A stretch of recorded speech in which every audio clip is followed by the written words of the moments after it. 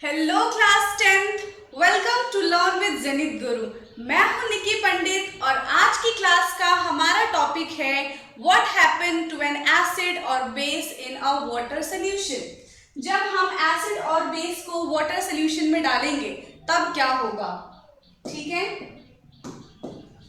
What happen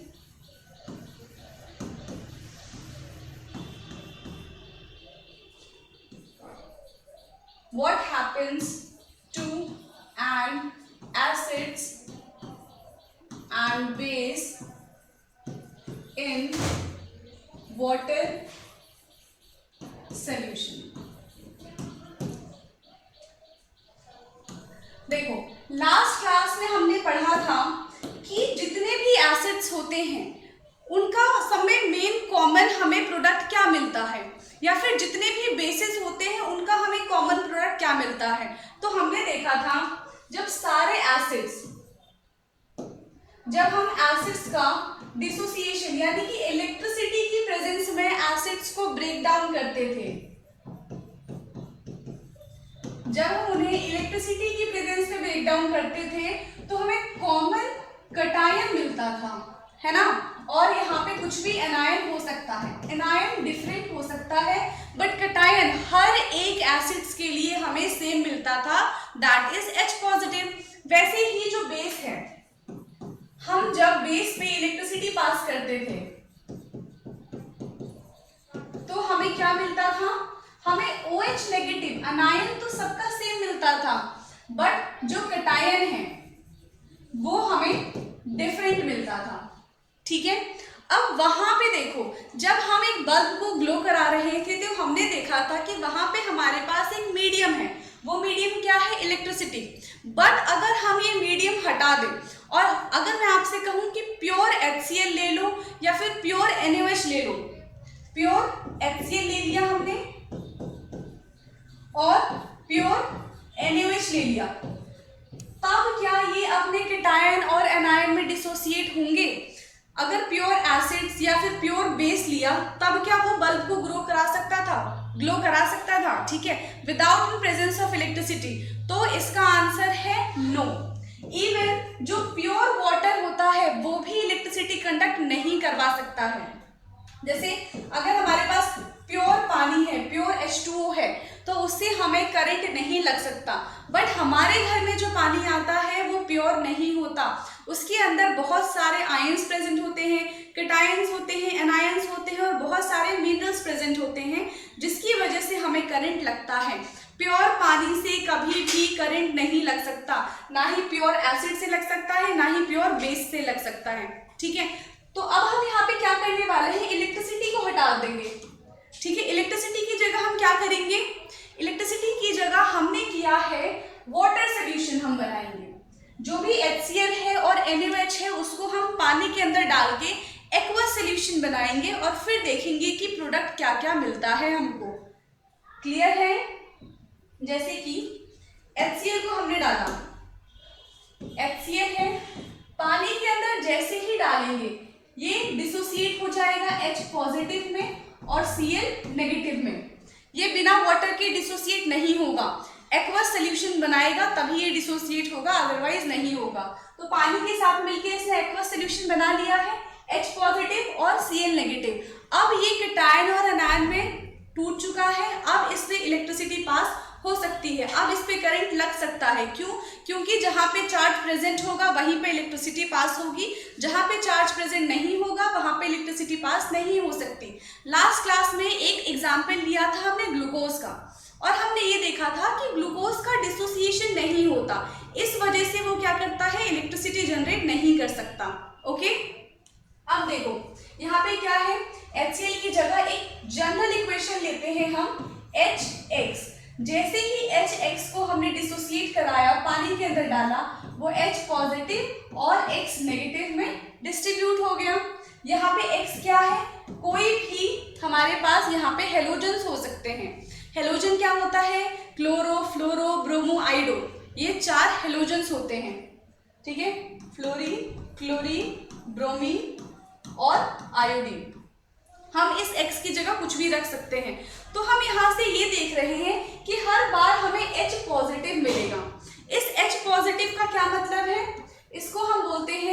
hydronium ion, hydronium ion. पर जो ये हाइड्रोनियम आयन होता है ये बहुत ही ज्यादा अनस्टेबल होता है। क्यों?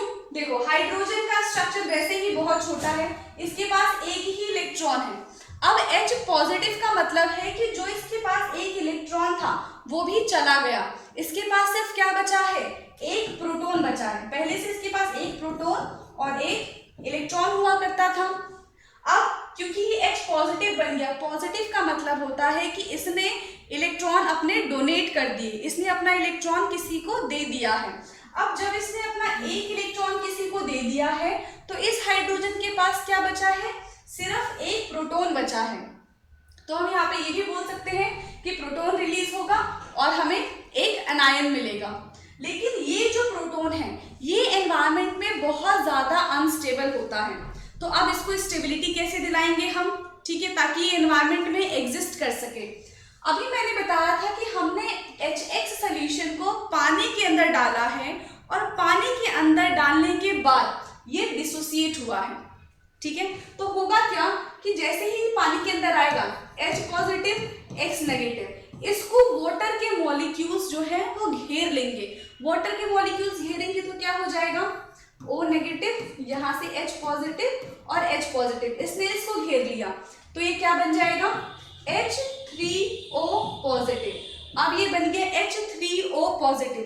H3O पॉजिटिव की फॉर्म में तो ये एनवायरनमेंट में एग्जिस्ट कर सकता है, बट सिर्फ प्रोटॉन की फॉर्म में ये एग्जिस्ट नहीं कर सकता। तो अब हम जनरल रिएक्शन क्या लिख सकते हैं, यहां से हम लिख सकते हैं जब HX के साथ, यानी कि ये एसिड का केस है, एसिड के केस में क्या होगा, जब HX को हम वाटर के अंदर डालेंगे तो एक्वस सॉल्यूशन में हमें क्या मिलेगा, H3O plus X negative. H3O और H पॉजिटिव दोनों सेम हैं, ठीक है, बट H पॉजिटिव हम इसलिए नहीं लिखते हैं, क्यों, क्योंकि वो स्टेबल नहीं होता है एनवायरनमेंट में, और हम इस पूरे रिएक्शन को पानी के अंदर डाल रहे हैं तो H पॉजिटिव जो है वो वाटर के साथ रिएक्ट करके H3O बनाएगा, जिसको हम हाइड्रोनियम आयन ही कहते हैं। ये भी हमारा हाइड्रोनियम आयन ही है। वहीं अगर हम बेस की बात करें तो बेस को पानी के अंदर डालेंगे तो क्या हो जाएगा, जैसे कि NaOH ले लिया है, पानी के अंदर डाला तो एक बार सॉल्यूशन में बनाएगा Na positive plus OH negative. तो when we add acids in water it will give hydronium ion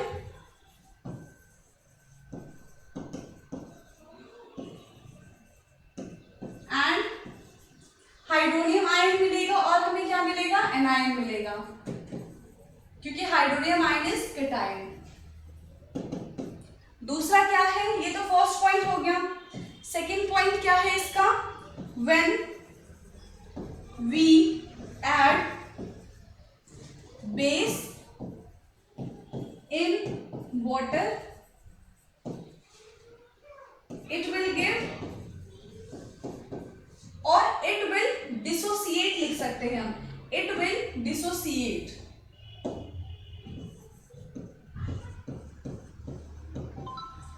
It will dissociate into hydronium ion and anion, ठीक है।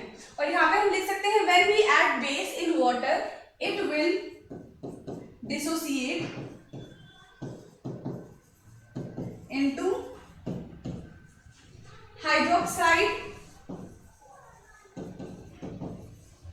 हाइड्रोक्साइड यानी कि anion, एंड एक हमें डिफरेंट कैटायन मिल सकता है। एसिड्स वाले में कैटायन फिक्स होता है और बेस वाले में एनायन फिक्स होता है। अब हम यहाँ पे अगर बेस की बात करें तो इस पे एक क्वेश्चन आता है बेस और एल्कली पे। एल्कली क्या है, क्या एल्कली ही बेस है, दोनों सेम होते हैं या फिर दोनों अलग होते हैं। एल्कली, देखो एल्कली जनरली बेस ही होते हैं, लेकिन ऐसे बेस जो पानी के अंदर डिसॉल्व हो जाए उनको हम बोलते हैं एल्कली। ठीक है, सारे जो बेस होते हैं वो पानी के अंदर डिसॉल्व नहीं होते, बट 10th क्लास में जितने भी बेस के बारे में हमने पढ़ा, जैसे कि NaOH है, COH का होल ट्वाइस है, MgOH का होल ट्वाइस है, KOH है, ये सारे के सारे क्या हो रहे हैं, पानी के अंदर डिसोसिएट हो जा रहे हैं। तो ये सब बेस होने के साथ साथ एल्कली भी है। तो those base that can be dissolved in water that are alkali, और जो बेस वाटर में डिसॉल्व नहीं होते हैं उनको सिर्फ हम बेस बोलेंगे, उनको एल्कली नहीं बोलेंगे। यही डिफरेंस है बेस और एल्कली में। ठीक है, alkali are basically base, but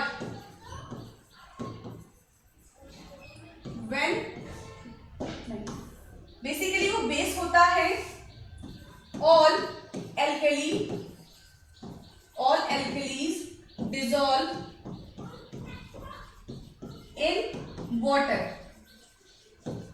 All alkalis dissolve in water, but all base are not dissolved in water. But जरूरी नहीं है कि सारे बेस वाटर में डिसॉल्व हो, but all base are not dissolve in water.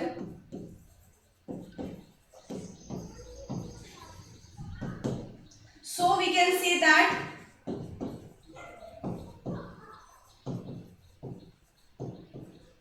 all alkalis are base, all alkalis are base, but not all bases are alkalis.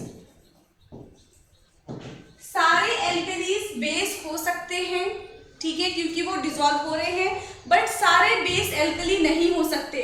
वही base alkali होंगे जो वाटर में डिसॉल्व हो सकते हैं। क्लियर है? अब देखो, जब ये वाटर में डिसॉल्व नहीं हो रहे हैं तो ये कैटायन और अनायन में भी कन्वर्ट नहीं होंगे, और अगर ये कैटायन और अनायन में कन्वर्ट नहीं हो रहे तो ये इलेक्ट्रिसिटी भी प्रोड्यूस नहीं करेंगे। जो जितना ज़्यादा पानी में जाने के बाद डिसोसिएट होता है वो उतना अच्छा कंडक्टर होता है। ठीक है, जितने ज़्यादा वो कैटायंस और अनायंस में, जितने ज़्यादा वो चार्ज में डिसोसिएट होगा वो उतना अच्छा इलेक्ट्रिसिटी प्रोड्यूस कर पाएगा। क्लियर है? देखो इतना, ठीक है। इसके बाद है हमारा, देखो अभी हम देख रहे थे कि हम एसिड्स या फिर बेस को जब पानी के अंदर डालते हैं तो आयंस प्रोड्यूस होते हैं, और आयंस के साथ साथ बहुत ज्यादा एनर्जी भी प्रोड्यूस होती है। आयंस के साथ साथ एनर्जी भी प्रोड्यूस होती है। अब जहां पे एनर्जी रिलीज हो रही है उस प्रोसेस को हम बोलते हैं exothermic process, right? So this is exothermic reaction, this is exothermic reaction. अब देखो यहाँ पे हो क्या रहा है, हम एसिड के अंदर पानी डाल रहे हैं, ये HCl है, ठीक है, इसके अंदर हमने डाला पानी। अब पानी डालते ही ये एक टेस्ट ट्यूब है, इसके अंदर HCl प्रेजेंट है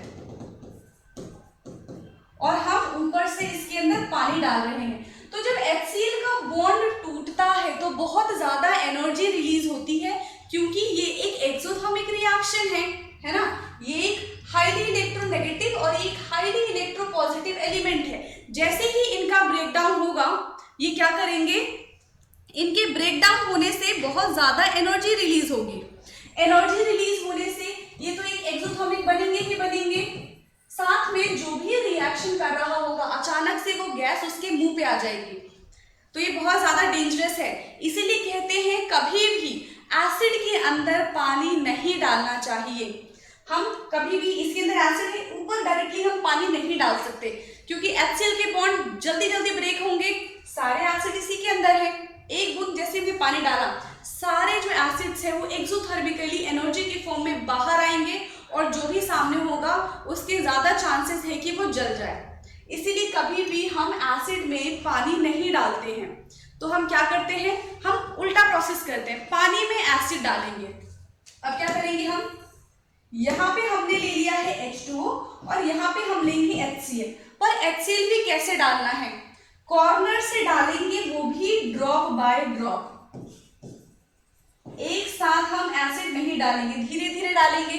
तो वो वाटर क्या करेगा, वाटर के पास इतना स्पेस होता है कि वो उस एनर्जी को, जो भी हमने एसिड डाला है, पानी तो गर्म हो जाएगा बट उसका जो बॉइलिंग पॉइंट होता है वो 100 तक होता है, तो उतना हीट वो क्या कर लेगा, एब्जॉर्ब कर लेगा और अचानक से जो एनर्जी है वो हमारे मुंह पे नहीं आएगी, जो हीट है वो हमारे मुंह पे नहीं आएगी, है ना, ज्यादा एक्सोथर्मिक एक्सप्लोजन नहीं होगा। तो इसमें सीधी सी बात है, एसिड में हम वाटर ऐड नहीं कर सकते, बट हम वाटर में एसिड ऐड कर सकते हैं, बट ड्रॉप बाय ड्रॉप, वो भी कॉर्नर से। इसमें हम क्या लिख सकते हैं इसकी theory, when acid and base dissolve in water, it produce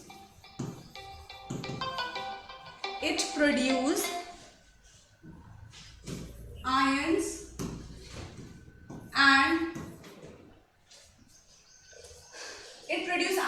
and some energy which is highly exothermic, that's why we should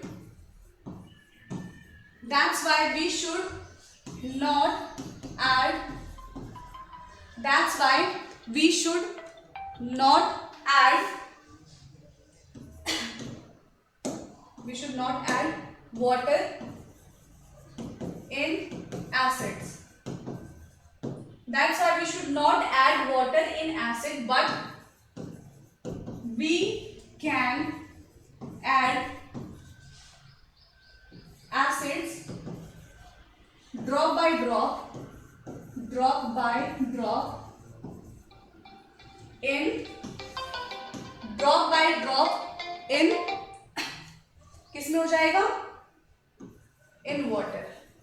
हम drop by drop water add कर सकते हैं, हम drop by drop acid add कर सकते हैं water में, but हम उसका उल्टा प्रोसेस नहीं कर सकते। क्यों? क्योंकि वो एक्सोथर्मिक रिएक्शन होता है। क्लियर है इतना? इसके बाद आता है हमारा डाइल्यूशन। डाइल्यूशन क्या होता है,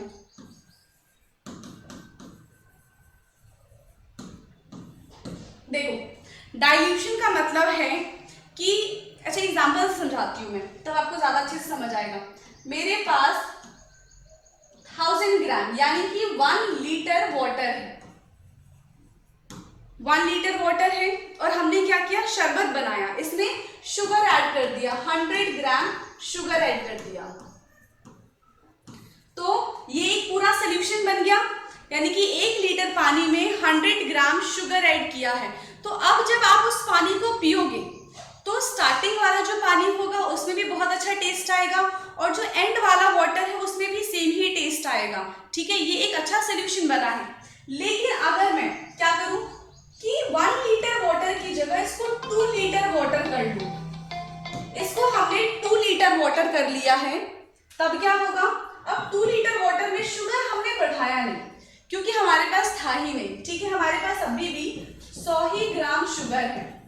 तो अब बताओ, अब जो इसका टेस्ट आएगा क्या वो पहले जैसे का होगा जब हमने 1 लीटर पानी में शुगर ऐड किया था, उस वक्त उसका जैसा टेस्ट था, क्या इस टाइम भी वैसा ही टेस्ट होगा उसका? तो ऐसा नहीं है। इसमें क्या होगा, आप देखोगे कि पानी की क्वांटिटी ज्यादा हो गई। पानी की क्वांटिटी ज्यादा होने से इसकी क्वांटिटी ऑटोमेटिकली कम हो गई है, आपने की नहीं है। इसके जो शुगर के जो आयंस थे वो ऑटोमेटिकली कम हो गए, है ना। तो इसका मतलब क्या है, जब हमारा सॉल्वेंट इज मोर और सॉल्यूट जो है वो क्या रहेगा, कांस्टेंट रहेगा, उसको हम बोलते हैं डाइल्यूशन। जैसे आप डाइल्यूट HCl, कंसंट्रेटेड HCl की बात करते हैं, तो डाइल्यूट HCl का क्या मतलब है, उसमें वाटर की क्वांटिटी ज्यादा होगी और जो एसिड होगा उसकी क्वांटिटी कम होगी।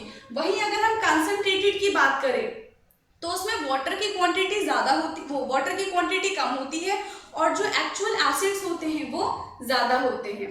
ठीक है, डाइल्यूशन में क्या होगा, quantity of water is more in comparison of solute. तो जैसे ही डाइल्यूशन बढ़ता है नंबर ऑफ आयंस जो होते हैं वो डिक्रीज हो जाता है, कंसंट्रेशन जो है वो डिक्रीज हो जाता है। ठीक है, वैसे हमने डाइल्यूशन और कंसंट्रेशन पहले भी डिस्कस किया हुआ था, आप एक बार वहां से भी चेक कर सकते हैं। आज की क्लास में भी हमने डिस्कस कर लिया। ठीक है, अब नेक्स्ट क्लास में हम पीएच के बारे में पढ़ेंगे। ओके, पीएच क्या होता है, कौन ज्यादा एसिडिक है कैसे पता करेंगे, कौन ज्यादा बेसिक है, अगर बेसिक है तो कितना बेसिक है, इन सब के बारे में हम नेक्स्ट क्लास में पढ़ेंगे। आज की क्लास यहीं पे एंड करती हूँ, बाकी मिलते हैं नेक्स्ट क्लास में। Thank you.